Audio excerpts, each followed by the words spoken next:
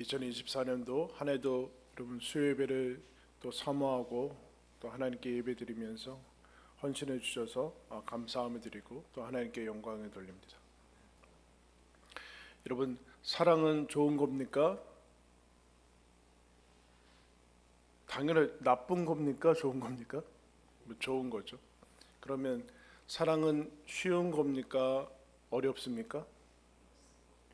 그러면 여러분은 어려운 걸 택하겠습니까? 쉬운 걸 택합니까? 쉬운 거 택하시죠. 사랑은 좋은 건데 어려워요. 우리는 그런데 쉬운 걸 택하게 원합니다. 그래서 사랑을 다른 것으로 사랑이라고 사랑은 좋은 거니까 택하고 싶지만 쉬운 것도 택하고 싶으니까 사랑이라는 이름으로 내용을 다른 것으로 채워나갈 수 있죠. 그래서 고린도전서 13장에 여러분 어떻게 시작합니까? 사랑은 오래 참고. 이게 얼마나 싫은 겁니까? 오래 참는 게 얼마나 어려운 것뿐만 아니라 싫어하는 거죠. 우리는 사랑 그러면 낭만적이고 로맨스가 흐르고 달콤하고 그냥 가만히 있어도 막 너무 좋고 막 그런 이미지와 그런 모습들만 전체적으로 부각을 시켜서 그런데 사실은 사랑은 사람들이 싫어하는 것 중에 하나입니다. 원래 하나님께서 그렇게 만들지 않았는데 하나님의 사랑을 받고 또 그 사랑으로 하나님께 응답하는 것으로 인간을 만드셨는데 하나님을 떠난 이유로 사람들은 하나님에게서 그리고 인간관계 속에서도 사랑을 원하지는 않아요. 그리고 더 사랑의 관계 속에 엮이면 어떻게 되는가? 우리가 제일 싫어하는 책임과 그와 같은 것들이 책임뿐만 아니라 마음이 들어가고 영혼이 동원되어야 되거든요. 그래서 여러분 저도 그렇지만 요새 주문하는 거 무인으로 많이 바뀌었잖아요. 키오스크라고 하고 이제 요즘에는 음식점에 가도 그냥 테이블에서 누르고 그냥 결제하는 것도 많아요. 사람이 없는 거죠. 어때요? 편하죠. 사람하고 얘기하면서 이 점원이 오늘 왜 이렇게 대답하지? 기분 나쁘네. 진짜. 그럴 필요가 없어요. 뒤에 사람만 안 기다리면 돼요. 뒤에 사람 기다리면 막 먼저 하세요. 막 그렇게 되는 거 아니에요. 이 마음이 이 사람하고 이렇게 얘기하고 그러면은 마음이 들어가고 또 더 나아가서 진짜 사랑하는 인격적인 관계는 그 달콤하고 그런 것뿐만 아니라 책임이 들어가요. 책임이. 그런데 제 3자고 나와 아주 관계가 없는 사람이다 그러면 책임이 안 들어가죠. 마냥 예뻐하고 즐거워하고 그러다가 우리의 상황에 따라서 관심을 끊을 수도 있고 그래서 아주 편합니다. 그런데 그 모습을 이제 계속해서 얘기를 해줍니다. 하나님께서 호세아에서는 호세아 선지자한테 아내 결혼 생활을 하나님께서 지정을 해주시는데 본인이 원하는 그런 사람이 아니라 고멜이라는 한 여인과 결혼해서 함께 살라라고 얘기합니다. 여러분 이 얼마나 개인적으로는 대단히 힘겹고 어려운 사람 아니에요. 그래서 고멜이 잘 적응하는 것이 아니라 또 집 나가면 데리고 오라고 하시고 또 그와 같은 일이 한두 번이었겠습니까? 얼마나 마음이 아팠겠습니까? 사실은 부부간의 모든 사랑이 다 마찬가지지만 모든 사랑은 거의 동등한 위치에서 이루어지는 인격적인 관계이기 때문에 그런데 고멜은 호세아를 사랑하지 않아요. 근데 호세아는 계속해서 마치 하나님의 무조건적인 사랑처럼 그 전폭적인 사랑을 베풀어야 되는 그 어려움이 있죠.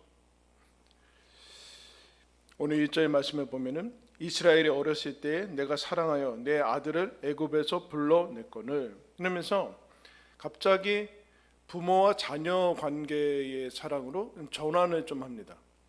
부부간의 사랑으로만 이렇게 하다가 하나님께서 이스라엘을 가리켜서 어린 자녀라고 하고 이 어린 자녀를 애굽에서 내가 불러내어서 하나님의 자녀가 아닌 사람들을 하나님의 자녀라고 불러서 애굽에서 구원해내서 그들을 키우고 장성해서 이렇게 양육했는데 2절에 선지자들이 그들을 부를수록 그들은 점점 하나님에게서 멀리 갔다. 이렇게 선지자들이 말씀을 하면 할수록 점점 멀리 가고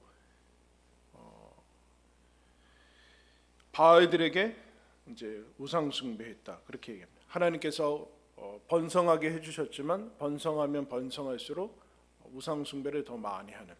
그래서 메시지 성경에서는 이거를 이렇게 번역했습니다. 최신 유행하는 신들로 채우고 그리고 그들이 가지고 놀 수 있는 장난감 같은 신들로 종교 노름을 했다. 그렇게 얘기합니다. 그러니까 하나님까지도 통제하고 싶은 거죠. 통제. 사랑과 대단히 비슷한 것 같지만 사랑은 통제는 아니죠. 왜요? 자기의 유익을 구하지 아니하며 이렇게 가거든요. 사랑은. 그런데 이 대상을 놓고서 자기 유익을 구하기 시작하면은 여기에서 통제가 들어가죠. 그러면 이게 본인은 욕망이 이제 채워지니까 좋을지 모르지만 사랑이라는 이름으로 그 사람한테는 대단히 어려운 일들이 일어납니다. 그런 종교를 바라는 거예요. 이 사람들이 자기 눈과 귀와 그 욕망들을 만족시켜줄 하나님, 사랑이 하나님이 아니라 그런 신들을 원하고 3절에는 하나님이 걸음을 가르치고 팔로 안아서 키우고 그랬는데 그들은 하나님이 키운 것을 알지 못한다. 키워 이제 내신 그 사랑을 알지 못하고 4절에도 사람의 줄, 곧 사랑의 줄로 그들을 이끌었고 그들에게 대하여 그 목에서 멍에를 벗기는 자 같이 되었으며 그들 앞에 먹을 것을 두었느라. 하나님께서 그들을 젖먹여서 키우고 그랬는데 모든 것을 해방시켜주고 그랬는데 그들은 싫어하고 하나님 알지 못하고 5절에 하나님께 돌아오기 싫어하고 7절에는 끝끝내 하나님에게서 물러갔다. 이렇게 뭘까요? 그러니까 하나님에게 신에게서 어떤 것을 원하는 거예요? 여러분은 하나님에게서 어떤 것을 원하세요? 하나님에게서 기도를 하는데 하나님에게 어떤 걸 원하세요? 사람들이 하나님에게서 사랑을 원하지 않는다. 쉽게 얘기하면 이런 거예요. 누가복음 15장에 우리 잘 아는 두 아들 이야기가 나오죠. 그 아버지한테 둘째 아들이 뭐라고 합니까? 돈을 유산 빨리 주십시오. 어차피 줄 거 아닙니까? 그리고 가지고 나. 이 얘기예요. 아버지와 나와의 관계 속에는 필요한 것이 없습니다. 나는 아버지 사랑 필요 없고 아버지의 잔소리 그런 거 다 필요 없습니다. 귀찮으니까 돈이나 주십시오. 그리고 가는 거예요. 사랑을 원하지 않아요. 그 인격적인 관계가 사실은 필요 없는 거죠. 그러니까 여호와 하나님이 귀찮은 거예요. 말하지 않는 거, 그 신이 아니니까 말도 못하고 그냥 어쩌다 거기다 재물 갖다 놓고 제사상 차려놓고 하는 신이 편한 거예요. 단 돈만 있으면 된다는 거죠. 사랑을 원하지 않습니다. 그런데 이런 반대로 얘기하면 하나님이 어떤 것을 경험합니까? 이스라엘을 애굽에서 이제 출애굽시켜서 자녀같이 키우고 아내와 같이 사랑하고 그들을 인도하고 계속 전폭적으로 사랑하는데 하나님은 계속해서 싫어함을 당하고 인정받지를 못하고 사랑은커녕 아예 하나님이 갖다 준 거로 다른 신들에게 갖다 바치고 하는 것을 계속해서 하나님이 이것을 경험하세요. 그러니까 하나님이 사랑을 못 받는 것을 넘어서서 인간에게서 계속 배신당하고 무시당하고 멸시당하고 싫어한 것을 계속해서 경험을 하는 이 당사자가 누군가? 하나님이에요. 그러니까 하나님은 근데 어떤 분이에요? 사랑하는 분이죠. 그럼 여기가 이제 중요한 지점입니다. 이 사랑이라는 것에 사랑을 한다라는 거에 이게 포함이 되어 있는 거예요. 아담과 하와의 그 이후에 사랑이라는 것 안에는 하나님이 사랑이시고 사랑의 본체이신데 그 사랑 안에 어떤 것들이 들어가는가? 배신당하고 무시당하고 하나님이 사랑하는데 다른 데 가서 사랑한다고 하고 싫어하고 얘기하면 귀찮다고 하고 당신은 없어도 되니까 돈이나 달라고 하고 뭐 이런 거예요. 내 삶에 간섭하지 말아 달라고 하고 이런 정도로 계속 하나님이 봤죠. 그런데 이 호세아서에서 계속 하나님이 보내주고 하는 그런 모습들이 하나님이 귀찮은 거예요. 근데 사실은 사랑이 귀찮은 거예요. 사랑이 싫은 거예요. 사랑이 식은 거예요. 사랑이 싫다는 것은 누군가와 인격적인 관계를 맺고 하는 것도 싫은 거예요. 그 안에 책임이 들어가. 아까 얘기했죠. 책임이 들어가. 마음이 들어가야 되고. 그러니까 사실은 이 사람 이제 점점 하나님을 떠날수록 어떻게 되는가? 사실은 고립되어 있는 거죠. 고립되어 있습니다. 아무하고도 혼자가 편한 거죠. 근데 사실은 혼자가 편한 게 아니라 대단히 위험한 상태에 있는 것을 이제 보게 됩니다. 이스라엘 역사가 계속해서 지금 북이스라엘이 이제 호세아가 활동했던 주 무대인데 그 이후에 남유다도 예레미야서 가면은 당시에 선지자가 없었던 게 아니에요. 선지자들이 계속 나왔고 그런데 어떤 선지자들이 많았는가? 거짓 선지자들이 많았어요. 그런데 거짓 선지자들이 여러분 나 거짓 선지자 이렇게 붙이고 다니면 얼마나 편해요. 거짓 선지자네? 그런데 그런 게 없잖아요. 예레미야가 하나님이 인정한 선지자인데 예레미야가 오히려 그냥 가짜고 감옥에 가두려고 하고 왜 그랬을까요? 예레미야 선지자의 그 예언의 말씀이 듣기 싫은 거예요. 이게 문제인 거죠. 근데 거짓 선지자의 말은 달콤한 거예요. 이게 문제죠, 여러분. 달콤한 거예요, 달콤한 거. 왜 달콤한가?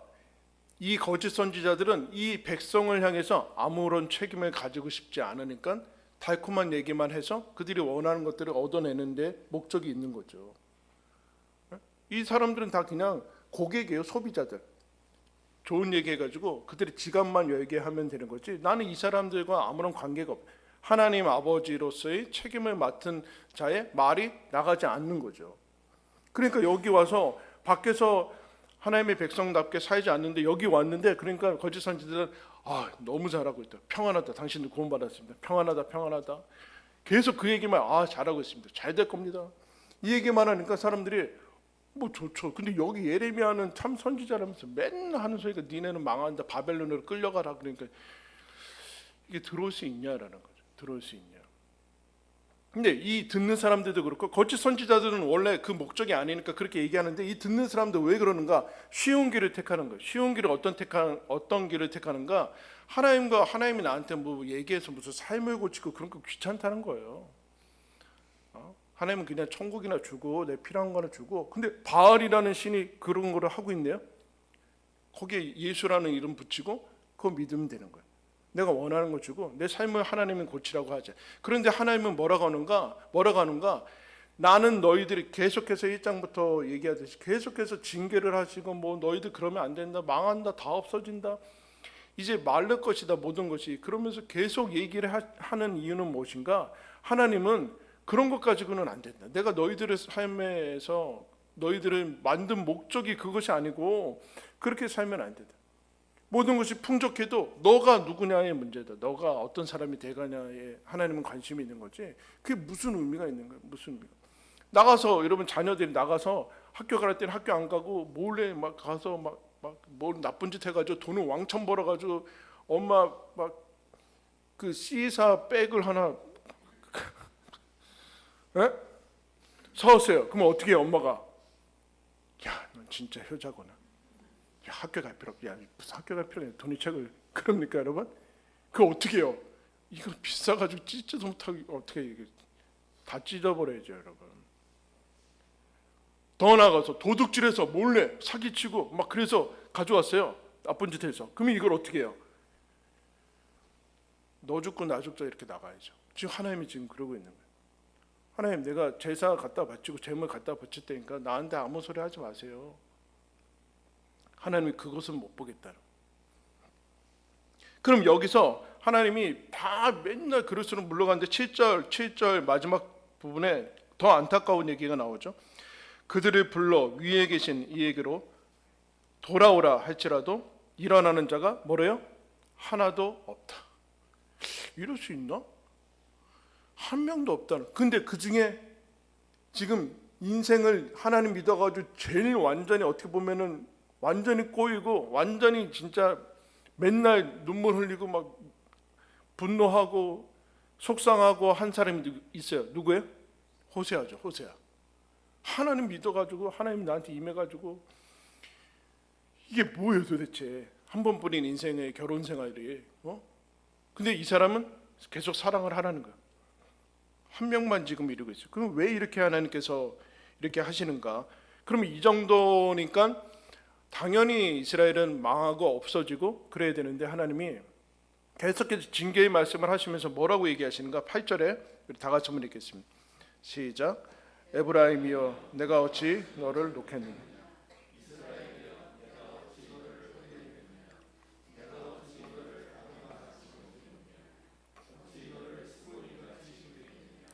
내 마음이 내 속에서 돌이키어 나의 긍휼이 온전히 불불 듯 하도다.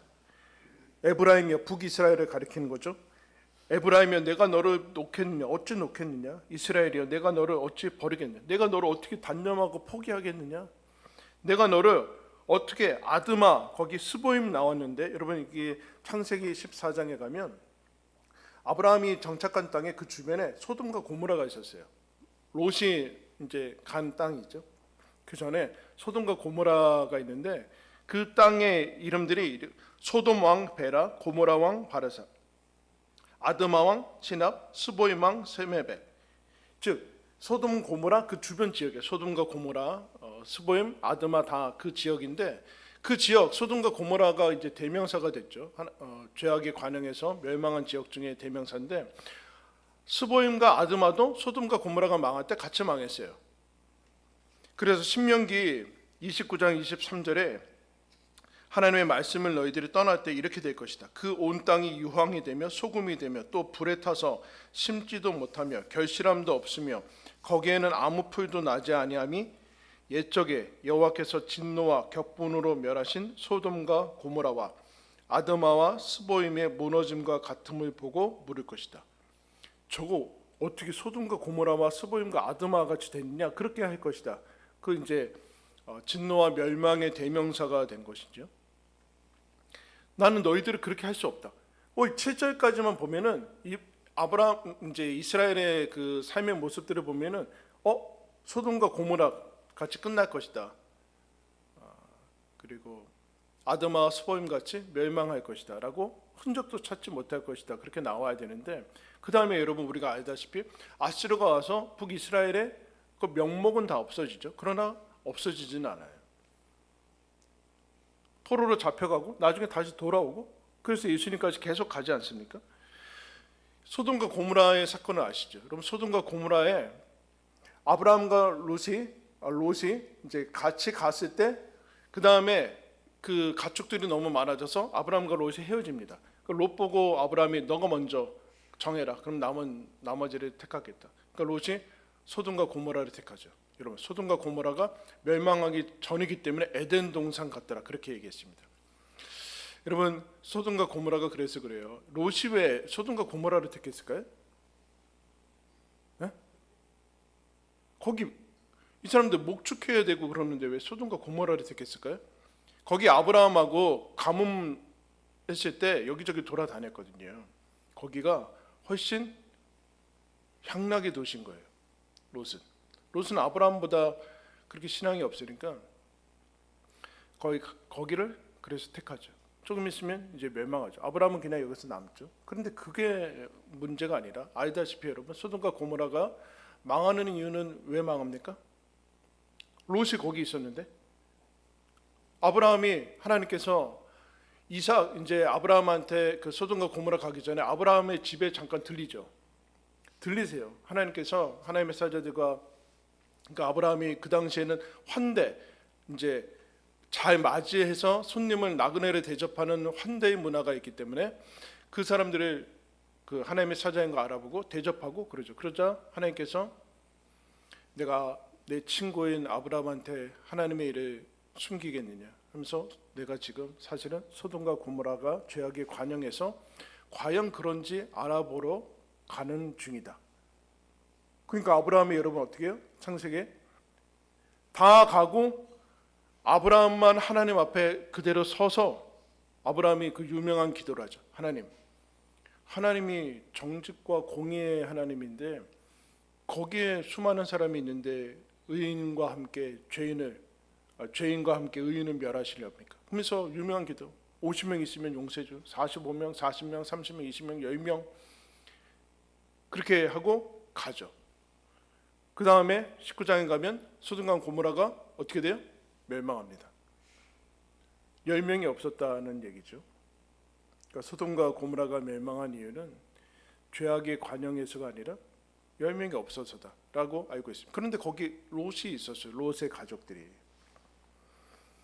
그런데 창세기 19장 22절에 29절에 하나님이 그 지역 그 소돔과 고모라를 멸하실 때 롯이 거주하는 성을 엎으실 때 하나님이 아브라함을 생각하사 롯을 그 엎으시는 중에 내보내셨더라. 아브라함을 사랑하셔서 롯은 구해 주십니다. 롯은. 그러니까 아브라함이 그런데 하나님이 아브라함 집에 왜 들리셨을까요? 하나님께서 이 땅을 사랑하시고 소돔과 고모라에 있는 사람들 사랑하시고 그런데 죄악에 관영하고 그런데 이 하나님에 대한 사랑으로 그들은 계속해서 죄악된 것으로 응답을 하는 거예요. 더 이상 이제 어떻게 할 수가 없어서 하나님 가는데 하나님이 사랑하면 어떻게 돼요? 사랑하면 외로워져요.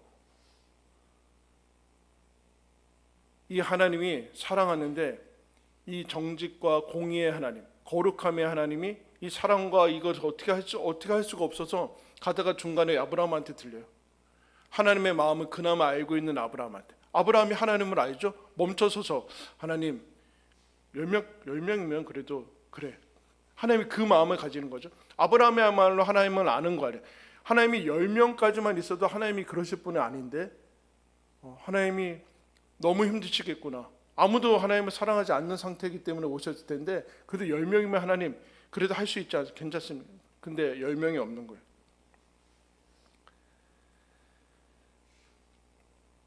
이 아브라함이 하나님의 마음을 알고 이제 하나님의 마음이 이 사랑이 얼마나 아픈 것인지를 알고 이렇게 나아가죠. 그 다음에 여러분 호세아가 나오죠. 호세아. 아브라함이 소돔과 고모라가 망하는 그 와중에 계속해서 어려움, 사랑이 뭔가 하나님이 사랑해서 하는데 사람들은 계속해서 하나님을 떠나고 호세아는 이미 경험을 하고 있고 그 다음에 여러분 예수님이 나와요. 예수님이 요한복음 1장에 예수님을 가리켜서 이렇게 얘기합니다.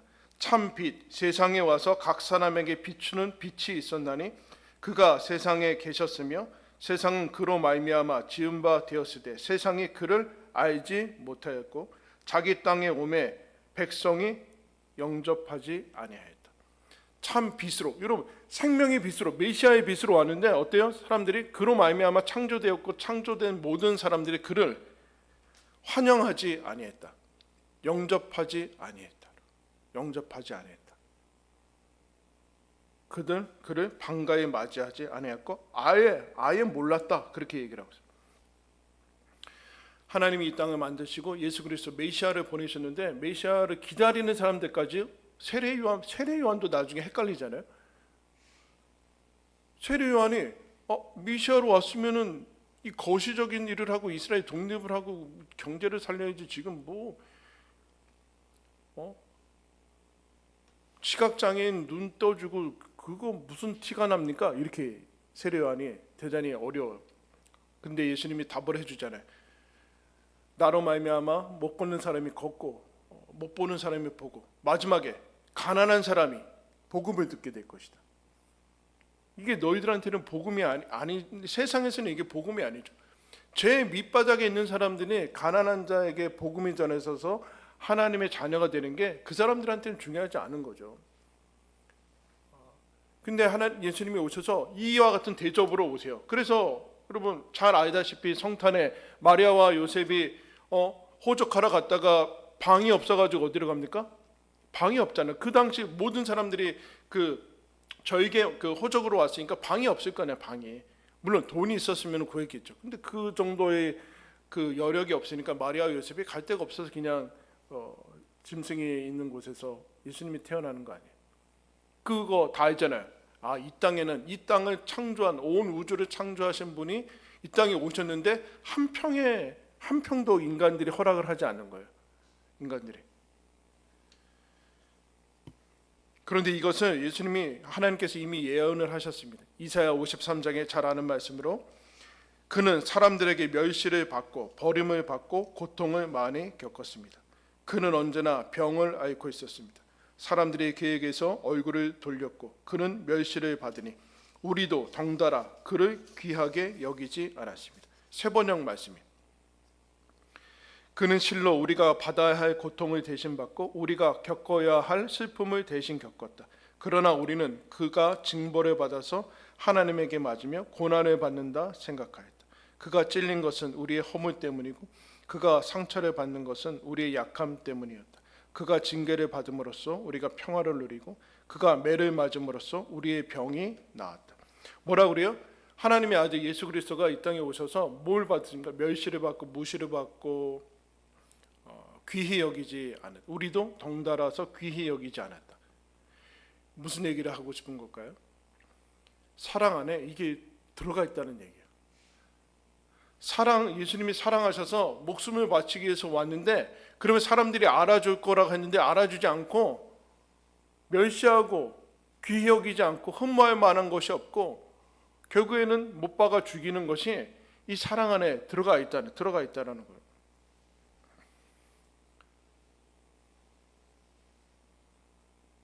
그거 왜 그랬는가? 사람들이 싫어하는 것이 무엇인가? 이렇게 예수님은 슬픔을 아신 분이고 고난을 아는 분이고 멸시와 거부당함을 아시는 분이었다라는 얘기는 예수님이 사랑을 아는 분이었다라는 얘기죠. 그러면 사랑을 하면 어떻게 됩니까? 거절을 당해요. 마음이 아파요. 슬프고 이 사랑을 알아주지 않으니까 외로워요. 또 그렇다고 끊어낼 수 없으니까 아드마같이 내가 너희를 어떻게 놓겠느냐, 어떻게 내가 너희들을 단념하겠느냐. 그럼 포기할 수 있고 단념할 수 있으면 사랑은 아니에요. 왜요? 자녀를 생각하면 돼요. 자녀가 여러분 속썩이고 말 안 듣고 뭐 그냥 자기가 다 안다 그러고 간섭하지 말라 그러고 뭐 그런데 그래 뭐 맘대로 해. 바로 가족 관계에 있어서 바로 빼버리고 그래 가라. 그런 부모가 어디 있어요? 거기서부터 속이 타고 애간장이 여기 내 마음에 하나님께서 제일 여기 성경주에서 제일 그야말로 극적으로 표현을 했어요. 하나님의 사랑에 하나님 속 안에서 불 붙어가지고 내가 어찌할 바 모른다. 내가 속이 다 타들어가고 애간장이 녹고 장이 끊어지고 지금 내 안에서 너희들이 향한 진노를 하기 위해서 내가 그런 게 아니라 내 마음이 이게 어떻게 할 수가 없다.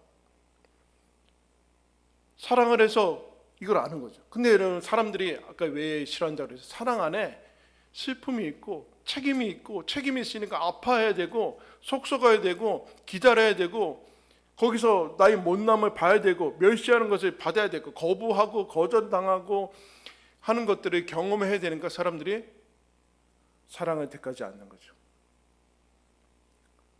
돈이 훨씬 편한 거예요. 물질적인 것으로 바꿔버리고 나 혼자 그냥 있는 게 편한 거죠. 산에 가는 게 나아요. 왜요? 산은 배신을 하지 않는다. 그럼 산은 배신을 하지 않지. 그럼 뭐예요? 산이 뭐 똑같이 얘기하지. 무슨 산이 무슨 인격이야? 바다 가면 바다 가서 낚시하는 게 낫지. 왜요? 사람들은 그렇지 않은 거예요. 그럼 무슨 얘기예요? 나는 사랑할 실력이 안 됩니다. 라는 비겁한 변명일 뿐이죠. 왜요? 사랑은 나이스하고 좋고 오래 참지 않아도 되고 내 유익을 구해도 되고 뭐 기쁜 일만 생길 것 같은데 그러나 사랑하면 슬프고 아프고 알아주지 않고 힘들고 이 벌벌 떨리고 근데 뭐가 또 있어요? 더 싫어하는 거? 책망해야 되고 하나님이 지금 성경 내내 책망하시는데 이 책망을 하면 어떻게 해요? 아프죠 여러분. 부모님들의 자녀를 책망을 하면 어떻게 해요? 아파요. 마음이 아프고 나도 부모 자격이 없는데 우리 자녀가 다른 부모 밑에서 태어났으면 이러지 않았을 텐데 온갖 생각들을 다 하는데 그러나 끊을 수 없잖아요. 다시 돌아오게 하고 다시 사랑하고 자녀들이 그걸 압니까? 그런데 이 사랑 안에 그게 포함이 되어 있다는 포함이 되어 있다. 하나님이 우리들한테 뭘 원하시는가? 그래서 사랑을 원하는 거죠. 누가복음 15장 아까 얘기했지만 둘째 아들이 돈이나 달라고 귀찮게 하지 말고 그래서 나가버려요. 뭐 죽던 좀 알든지 부모가. 그래서 다 없어지고 돌아오죠. 그런데 이 아버지가 어떻게 하고 있어요? 바보같이 이사 못 가고. 이사를 어떻게 가? 이사 못 가고 그 자리에서 마을 어귀에서 매일 밤마다 기다리고 있는 거 아니에요? 아버지가 원하는 게 여러분 그런 모습이죠. 그래서 이제 가는 거예요. 그래서 오늘 말씀에 이 하나님의 말씀으로 그 9절에 보면은 내가 나의 맹렬한 진노를 나타내지 아니하면 내가 다시는 에브라임을 멸하지 아니하리니 이는 내가 하나님이요 사람이 아니니라. 내 가운데 있는 거룩한 이니 진노함으로 내게 임하지 아니하리라. 나는 하나님이다. 이건 무슨 뜻일까요? 나는 사랑하는 존재다. 사랑하는 존재 안에 이것이 다 포함이 되어 있다. 여러분 하나님이 여러분 생각해 보세요. 하나님이 전능자거든요. 모든 것이 불가능한 것이 없는 분이고 피조물이에요. 사람하고 하나님은 이건 뭐 어떻게 비교할 수 없는 그런 존재의 차이가 있는데 하나님이 어떻게 하는가? 사람들한테 쩔쩔매세요. 이럴 필요가 없잖아요. 말 한마디 하면 다 없어지고 뭐 새롭게 되고 뭐 로봇처럼 되고 다 그럴 거 아니에요. 그런데 하나님이 그렇게 하지 않고 동등되게 위치에 놓아서 사람한테 사랑을 기다리고 막 그러고 있어요. 막 속 썩고 있어요. 하나님이. 그러면서 뭐라고 하는가? 위에 계신 하나님, 아까 위에 계시는 얘기로 돌아오라고 해서 한 명도 돌아오지 않으니까 하나님이 뭐라고 그래요? 나는 너희 가운데 거룩한 이로 서 있다. 하나님이 우리 가운데 오셔서 같이 인생을 사시고 결국에는 십자가 지십니다. 우리의 죄와 사망과 저주를 예수님이 대신 짊어지시고 가시고 그게 십자가의 모습을 나타내 주고 있습니다. 그러자 어떻게 되는가? 11절에 그들은 애굽에서부터 새같이 아수르에서부터 비둘기같이 떨며 오리니 내가 그들의 집에 머물게 하리라. 나 여호와의 말이라. 드디어 그들이 집으로 돌아갑니다. 집으로 돌아갑니다. 여러분 우리가 자녀가 장성해서 여러분들 가정을 이루고 그리고 자녀를 낳고 그리고 인생을 보내고 나이가 들고 하면서 우리 자라나는 세대들을 보면서 여러분 어떤 생각이 듭니까? 어른이 좋아요? 어른은 좋아요? 어른이 좋아요? 어른 되니까? 부모 되니까 좋습니까? 안 좋아요? 좋죠, 여러분. 자녀를 뭐 하나님이 허락하신 그 기쁨을 생명이 주는 기쁨을 뭐 어디서 비교할 수 있겠어요? 그러나 그 안에 5만 가지가 다 들어가 있는 거예요. 너무 힘들어요. 너무 힘들어. 그런데 이뿐만 아니라 하나님이 그거 가지고 뭐 하신대요? 신자로 살래요. 신자로. 크리스찬으로 살으래요. 여기 와서 이해관계가 전혀 얽히지 않은 사람들하고 사랑을 하면서 살래요. 이건 진짜 너무 힘들잖아요. 거기서 책임을 짓고 속 썩고 기다리고 마음에 안 드는 것을 참고 때로는 대신 슬퍼하고 대신 억울해하고 이런 것을 하래요. 하나님이. 이게 어려운 거죠. 그런데 하나님께서 우리에게 그것을 원하세요. 그래서 거듭난 크리스찬들이 된 이후 하나님의 형상이 회복되어서 하나님의 길로 완성되어가는 우리들에게 하나님께서 드디어 우리들한테 사랑을 원하는 거예요. 사랑을 원하지 않았던 사람들이 예수 믿고서 사랑을 원하고 하나님께 사랑하고 하나님을 사랑하고 이웃을 사랑한대요. 내 옆에 있는 사람들을 사랑하기 시작했대요. 슬픔을 지고. 여러분 하나님 나라 가면 부모, 자녀 다 여러분 그냥 하나님 앞에서 영원한 존재로 서 있지 거기 가서도 자녀고 부모고 부부고 그런 거 없습니다. 인생을 살면서 그와 같은 책임으로 엮였죠. 여기도 마찬가지예요. 여러분 우리 교회는 그렇게 크지 않잖아요. 크지 않아서 어떻게 돼요? 오는지 안 오는지 그냥 알아요. 제가 이 사람이 오늘 안 왔구나 오지 않았구나. 그래서 그 미리 신고하시는 분들이 꽤 있어요. 오늘 못 갑니다.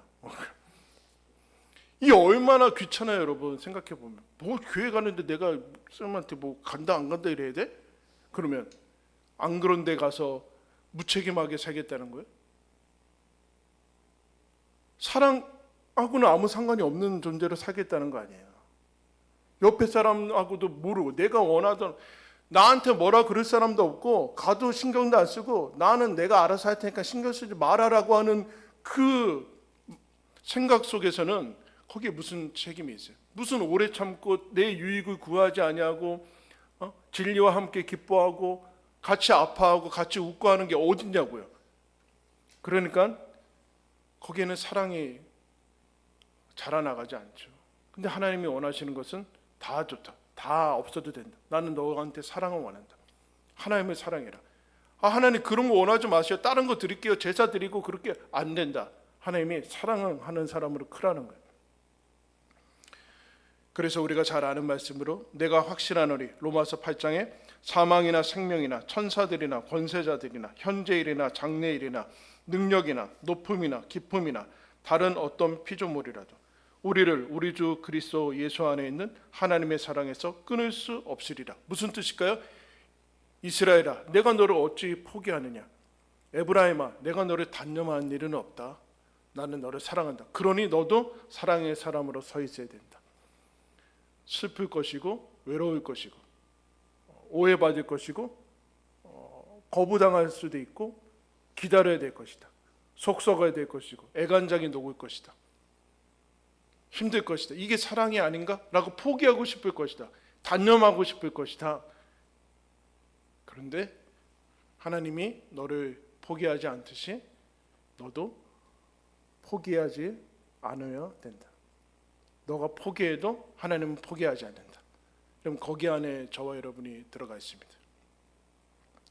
인생을 살면 그럼 매 순간 그만할까? 라는 생각이 얼마나 많이 듭니까? 그냥 여기서 접을까? 이 관계를 끝낼까? 얼마나 여러분 힘이 듭니까? 그런데 하나님께서 우리를 향해서 이 아무도 하나님을 찾지 않는 이 호세아, 이스라엘의 상태에서 내가 너를 놓는 일은 없다. 내가 너를 포기하는 일은 없다. 그러니까 너 나한테 붙들린 사람이니까 너도 그 안에서 하나님의 사람으로, 사랑의 사람으로 인생을 살아가라. 거기로 저와 여러분이 초대를 받았습니다. 여러분, 그 좋은 길, 그러나 어려울 수도 있는 길로, 그러나 제일 가치 있는 길로 초대받은 것을 여러분 기억하시고 하나님의 사랑받는 자로, 또 하나님을 사랑하는 자로 살아가시기를 예수님의 이름으로 축원합니다. 기도하겠습니다.